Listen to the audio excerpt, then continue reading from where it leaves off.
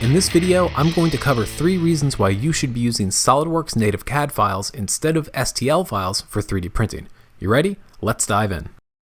The first reason you should be using SOLIDWORKS native CAD files instead of STLs is the ability to import faces and curves. Faces and curves are a critical part of any hard surface 3D modeling program. Here we can see a keyboard foot that's been modeled in SOLIDWORKS, and all of the hard surfaces and curves are individually addressable. Once exported as an STL and brought back into SOLIDWORKS, you'll notice it no longer has any real surfaces, it's just a bunch of triangles.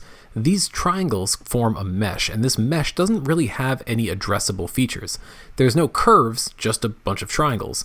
This can make it challenging if we want to address specific features to add any kind of reinforcement or make any edits in the slicing software.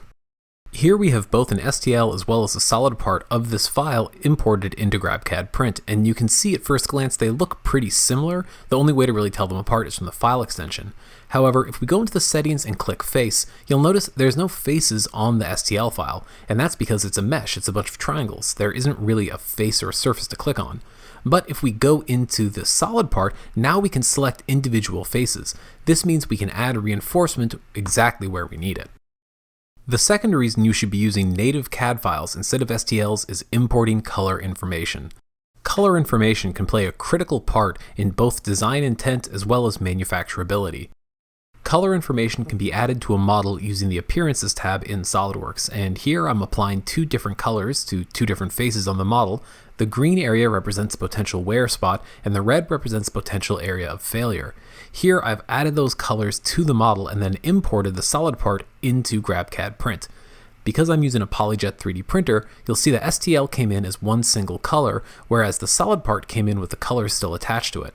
The STL can have the color changed globally, but because I've added these specific colors to this part, the solid part file contains that information so I can share this with the rest of my team.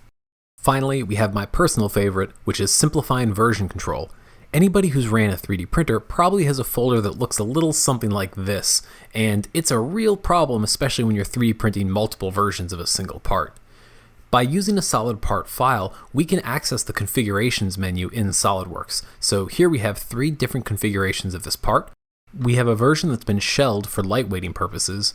We have the original solid version that's completely solid throughout, and then we have a hybrid that has ribs. Simply clicking save will activate the current configuration, meaning once we drag the solid part file into GrabCAD Print, it will automatically update with the current configuration.